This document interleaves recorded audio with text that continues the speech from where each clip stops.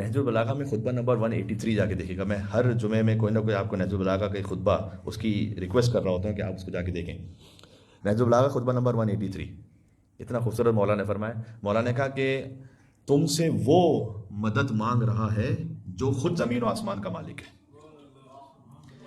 اس کا مطلب یہ ہے کہ وہ کسی ضعف کی وجہ سے مدد نہیں مانگ رہا, وہ تمہیں کمال تک پہنچانا چاہتا ہے, اس لیے مدد مانگ رہا ہے. مل کے صلوات بھیجیں نام امیر المومنین علی بن ابی طالب علیہ السلام پر.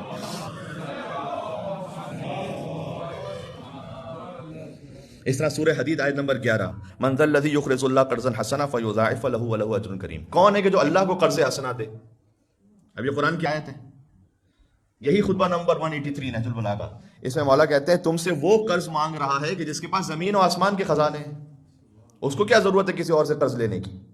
اور اسی لیے اللہ وعدہ بھی کر رہا ہے کہ کون ہے جو اللہ کو قرض حسنا دے فیضاعفہ له, اللہ اس کو بڑھا کے واپس کرے گا, وله اجر کریم, اجر کریم بھی عطا کرے گا. یہ اللہ تعالیٰ نے اپنی مخلوقات کے لیے نجات کے راستے بنائے ہوئے. آپ کے پاس مال ہے, آپ اللہ کو قرض حسنا دیں, یعنی اللہ کے دین کے لیے کام کریں. خدا اپنی مخلوقات سے جو ہے نا, یقین فرمائیے گا, بہت محبت کرتا ہے. آپ اب کوئی پینٹنگ بناتے ہیں تو اس سے آپ نفرت کرتے ہیں کبھی؟ ہم سب اللہ کی پینٹنگز ایک طرح سے, مصور اس کا نام المصور ہے, ہم سب اس کی تصویریں ہیں. تو ہم وہ اللہ ہم سے کیوں نعوذ باللہ نفرت کرے گا؟ فرعون جیسا شخص کہ جو خود اپنے آپ کو خدا کہہ رہا ہے, اللہ تعالیٰ حضرت موسیٰ حضرت ہارون سے کہتا ہے اذهبا الی فرعون انہ طغی. سورہ طٰہٰ کی آیتیں یہ آیت نمبر 43 and 44 کہ تم دونوں جاؤ فرعون کے پاس, اسے طغیان کیا ہے. وقولا لہ قولا لینا, اس سے بات کرو بہت نرمی کے ساتھ, سے نرمی سے بات کرنا. فرعون سے اللہ کہہ رہا ہے.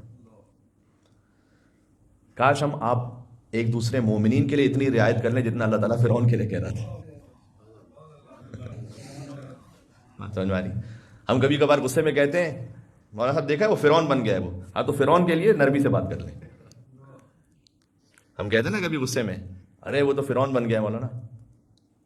تو فرعون جب بن گیا ہے تو اللہ تعالیٰ فرعون کے لیے کہہ رہا ہے حضرت موسیٰ حضرت ہارون سے کہ جاؤ بس اور سے نرمی سے ذرا بات کرو, اس کو سمجھاؤ. کس میں اتنا حلم ہے اور شرح صدر ہے؟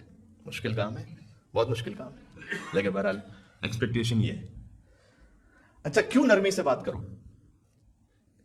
دیکھیں بہت امپورٹنٹ ہے. کبھی کبھار ہم نرمی سے اس لیے بات کر رہے ہیں کہ میں اچھا لگوں دوسروں کے سامنے, اسے میری تعریف کرے کتنا اچھی طرح نرمی سے بات کرتا ہے, اس لیے نہیں. نیت وہ خود اللہ تعالیٰ اس کا اثر دے دے گا, لیکن تم نرمی سے کیوں بات کرو؟ لعلہ یتذکر او یخشی, تمہارا نرمی سے بات کرنا شاید اس کے لیے کوئی نصیحت فراہم کر جائے, او یخشی, شاید اس کے دل میں خوف خدا آ جائے. لعلہ کا اللہ نے, شاید, امید ہے شاید. کام تو کر کے دیکھو, نرمی سے بات تو کر کے دیکھو, شاید. سبحان اللہ.